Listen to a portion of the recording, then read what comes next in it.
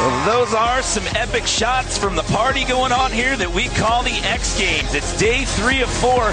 You are looking down on the event deck here at LA Live, and right now we are set to kick off the BMX Park Final. Hello everyone, I'm Jimmy Coleman sitting alongside Dennis McCoy and Kevin Robinson.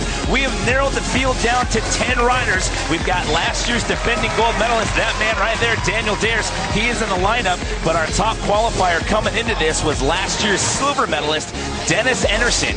We have 10 riders. It's 2 heats of 5. We run them in a 15-minute jam session, and we're taking 5 riders out of these top 10 going into our final.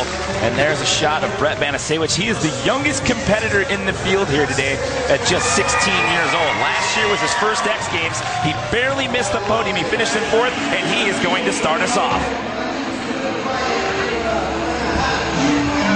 Banasewicz in for his first run. It's so amazing the progression level that has come on with some of the youngest riders. Yeah, he's certainly pushing the envelope. Oh, the nice big flare over the tombstone around the pool bowl. Check out the speed. Big double whip. Brett's putting it together here. These guys have had an extra day to get comfortable on this course. A gap in between the prelim and now the final. A little bit low on that flare. But I see a big improvement over the prelims already. And catch bar 450 over the hip. Did he spin those twice? Yes. Brett definitely looked a lot more comfortable than he did in prelims when he had, he was battling some bike issues. Good solid run. Yeah, the elimination, his chain kept breaking, and he only got 2 runs. The way this works, it's a 15-minute jam session. These guys have to run in order. It's a 40-second max run clock. The best run score you can possibly get is at 50. It's your 2 best scores total together. And remember, out of these 10, we're taking 5 to the final. And meanwhile, Kyle Baldock is just ripping it up out here. Another guy that, these guys are going to get more and more comfortable on the course as time goes on. Having an extra day of practice in between with less guys to share the course with, it's going to show in the way these guys attack it. He is our only X Games rookie in the lineup here. He's coming off a big win last weekend in Park at the Dew Tour, and he's looking pretty calm here in the final. Throwing the front flip. Right front. The tough thing about that is he has barely no transition to land on when he lands, but he still pulls it. Just catching the last little bit of transition right there.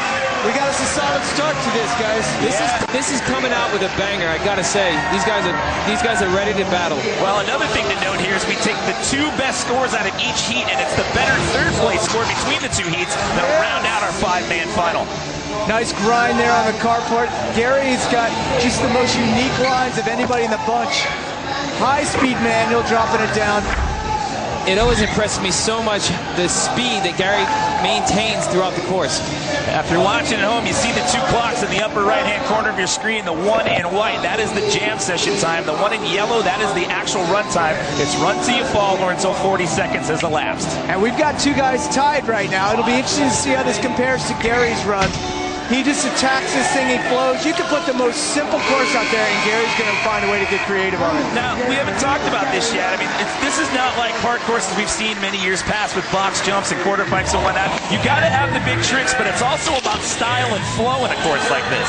Yep, and it's interesting to see guys like this, Daniel Dares, who's just a trick machine, adapt his tricks to this course. With a trick like that, a big double tail out of the tombstone. And a course like this, too, not only do you have to adapt to this style course, but you have to do it all within a 40-second time frame. So to put all that together, that's challenging. And it's extremely methodical for a lot of these guys. And if you slip up one thing, it's real easy to lose your pace and get lost in this course. And that hasn't happened to Daniel in this run. I'm impressed. He's flowing this thing. It hasn't happened to anybody in this opening round of heat number 1. They are coming out swinging. Wow. Park 7. Wow. Park 7 over the transfer. That was massive. Kind of a flat spin rotation in that 720. Remember, the best possible run score you can get is a 50, and everybody's pretty evenly matched at this point. We got 2 33s, a 35, and Daniel in there with a 36. But here comes our top qualifier out of elimination. Last year's silver medalist is Dennis Enarson. Wow, big whip. That was definitely an original line. I don't think I've seen that yet with the tail up into the wall. Well, he finished 5 full points ahead of the rest of the field in qualifier elimination the other day. Dennis's riding is ridiculous, and I don't use that word lightly. I mean, look at this. He's huge tailwind pocket air. And he's got a wonderful name too, doesn't he? Hey, man.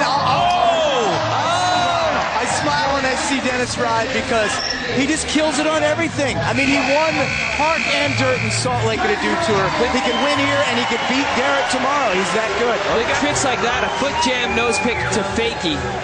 A fakie's a universal term. You'll hear it a lot. It means going into a trick backwards or landing it backwards. Wow. Brett's putting it together here. That's the best line I've seen yet. He's another one of those guys like Daniel Dares. He is a trick machine, and he definitely has improved his flow from what we saw out of the elimination round the other day. A nice tuck no-hander. Coming out of Tombstone, building up some speed. Let's see what he can finish with, because this run is very, very solid. Oh, the flare whip sliding out.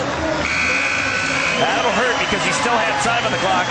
And as a competitor, that's frustrating to just nail a run and then mess up at the end. And you hear the buzzer go, so that means that constitutes a fault. Yeah, he kind of corked the front flip out. Kind of got a little sideways barrel rolling style. Oh, Gary kind of slipping out a little bit there. I really think Brett's run was maybe going to score the highest of any run yet had he not fallen at the end. Well, I tell you what, he still got a 30 even with about 9 seconds left on the clock. Remember, it's your two best run scores total together. And that was unfortunate for Kyle Baldock because he's now got a 13. There's still plenty of time left to go through the rotation, though. But you see Kyle's 13. He fell so early in the run. That's the reason why. It's not that you get penalized so heavily for falls. It's when you fall. That makes a huge difference. Gary coming up a hair short. You see he kind of hung up there. With that right there, it loses your speed. Now it throws off your plan. You had a game plan coming in of different lines you have. Now you have to quickly adjust, which Gary is showing that he's very capable of doing. Now we mentioned style and flow. He's one of those guys. He doesn't have some of the big tricks like Brett Matasewicz and Daniel Dares, but he attacks this course at high speed. You will see him whipping through these corners with unique transfer lines and gap jumps. And plenty of endurance. I think this contest could run 3 times in a row and Gary would be down for it all. Well, he's been knocking on the door the last 2 years in a row, walking away with a bronze medal. Got himself a silver all the way back in 2003. Oh, Daniel Dares up the ski jump with a 360 tuck no-hander. Big double lip. Daniel's looking like he's riding pretty clean to me right now. Like, I'm impressed. He's, dropping the front end, proper landings. Landing smooth, keeping his flow going. Definitely looking a little more comfortable than he did in prelims. Yeah, I was just going to say, he looks a lot more comfortable right now than we saw out of elimination. And he is your defending gold medalist. Got his 3rd one last year. He took the gold in 07, 08, and last year. And he's looking poised to get into that final here in round 1 of the final. There it is again with a big cork 720 over the gap. That is very much Daniel's own style. That might have been a better landing than what he had out of the first run. Now, his first run score was solid at 36. And that gets him a 38, so he's got the highest single run score of the team so far.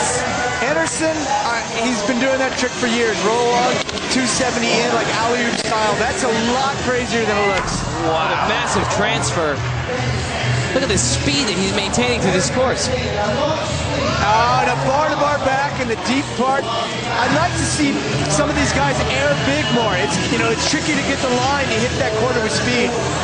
Wow, huge flip. That was a massive flip. When Dennis says bar-to-bar back, he spins his handlebars one direction, catches it, and then spins it back the other direction. And what Dennis does, and few other guys do, he links these big tricks like this flip over the volcano. A volcano's when there's a deck bigger than a spine, and he'll throw in a tech lip trick, and he'll find his way to get speed back. That's what we need to see more of from a lot of these guys. That should be a big run score for Dennis, and he gets the highest score of the afternoon so far. That's a 40, so that puts him 1 point ahead of Daniel Dares. Did you see that? Front flip tuck, no hand. You guys, we got Brett Matasewicz. Oh, he gets hung up coming out of that pool bowl. Let's check out this replay. Look at this. Tucks the bars and his lap, spreads his hands out. Very well executed. It'll be interesting to see how Kyle responds after falling early in that pass run, because all of these guys have a legit shot of getting into that final round of 5 and getting up on the podium. Well, now a sense of urgency starts to kick in with about 6.5 left on the clock. He may get 1 more rotation out of this, possibly 2, but Kyle's got to drop that 13. Look at the speed. You don't see that every day. Front flip off the carport. No transition to take off from. Just pulling it from a flat surface. That is so impressive. And you're landing completely to flat on this. Oh, I had the pleasure of riding street in Kansas City, my hometown, with him recently, and he would just casually throw front flips out riding street. Oh, there's a ledge. I'll front flip off of it. Straight into the flip fakie. I love that I'm starting to see flip fakies again. You know, they got put away for a little while. We're starting to see them come back out again. They're making a comeback. Retro. This will be a big score here for Kyle Baldock, and he gets a 32, so that's what he needed to do. Get rid of that low score of a 13. Here we go with Gary Young again. Gary Young with a nice 360 up into the ski jump. Kyle and Gary are tied right now. Gary would hold the tiebreaker over Kyle, and it's only the best of the third place scores from the two heats that come out. You want to be 1-2 the in your heat. downside grind around the corner. That's when the bottom two pegs catch a grind around, and he does it Over the again. bridge. He did two big lip tricks going over that doorway gap. And he's maintaining his speed. That's what is so impressive.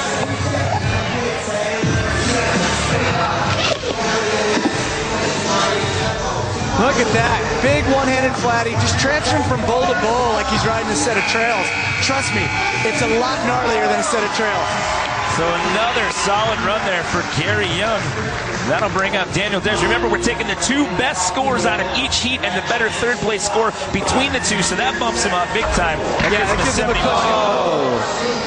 Daniel going, it looked like he's going for the double peg grind. His front peg slipped off, dropped his front wheel. He'll have to call that run, get back up, and get in for another one. As it stands, Daniel and Darius have a bit of a cushion. They're sitting pretty safe. Yeah, caught up on his peg there. And lucky for him, he didn't fall down with the bike. Look at that. There's a new line we haven't seen out of Dennis Anderson. Oh, Dennis with the bar spin to toboggan into the pool bowl. Bar spin looked like he was going to do a tuck no-hander out of that, but he's sitting in the lead. I don't think he'll slip past the top. See that? Big how tilt in the hard pocket. that is to go around the pocket. That is such a challenging thing to do. There he goes again with that foot jig nose pick coming in backwards. I'm a huge fan of that trick. Do you guys get the feeling that Dennis probably hasn't even glanced over to see what his score is yet? I love that about the guy. He's so good, and he's so carefree, and if he keeps the two of those elements, this guy's going to be ripping it up for 20 or 30 years. Well, he walked out of here last season with back-to-back silver medals in Park and Street. He'd like to trade it in for a shiny gold one. What? You can get all your X Games schedule information by downloading the new mobile app, where you can log on to xgames.com/schedule. Stay in tune with your favorite events throughout the entire weekend here at X Games 17. That was a bizarre front flip flat. Oh, Kyle Baldock going for the backflip tail whip. This is his first X Games, and he has risen to the occasion. Yeah, he's holding his own, but unfortunately, I mean, Gary Young, Daniel Dares, and Dennis Henderson have just put it together. Yeah, it looks like Brent and Kyle may not be advancing out of this. It all depends on whether they can get another run in and just how much they can boost those scores. Well, at 40 seconds per run with 3 minutes to go, it looks like we may go through the rotation one more time around, but Brent has some definite work to do. With 33s being their top scores, they've got a lot of work to do to pop up into the top three here. But these top three can still shuffle around. These riders all have to be tired to pump at that speed, maintain that speed, time after time. The only one I would think would be comfortable with this is Gary Young. And he's the one that just waved it off, and I think it's because he lost his line. It's not because he was out of breath. As a competitor, you know, if this run can't beat my other one, maybe I'm better off saving it for the next one. Well, then you start using energy and everything and expending energy that you could use on your next run. And risk. We're always expending risk. If you figure if you do this stuff 10 times, you might fall 1 or 2 of them. Why take that risk if you're trying to make it through to the final round? Exactly. You don't want to expend everything you've got left before you get into that final. That was awesome. Huge alley-oop tail transfer out of the pool bowl. Oh, the nice tuck no-handed 360. No-handed flare. Daniel's just stringing tricks together. He's in a good position right now. I'm a big fan of that no-handed flare trick. Speaking from the guy that came up with it first. So Daniel loops out with about 10 seconds left on the clock, so that's not going to help him out. He's not in a bad spot. I mean, he's in 74. Looks like we're going to go through the rotation one more time around. He looks like he's a pretty safe lock to make it into that final. And this guy's definitely a lock right now. Well, he's right on pace from where we left off with him on Thursday. Yes, bar spin to tuck no-hander over the volcano. And a huge pocket table. You have to be so on top of your game to ride a course like this, to have the reaction time so instantly. If something goes wrong, you have to be ready to improvise real quick. Yes. That's a new one. For improvising. Yeah, haven't seen that in a while. I can't stress enough how impressed I am that he can link these high-speed moves, go giant, and do that. And do that. A tech risky lip trick to fakie. You know, you don't usually just want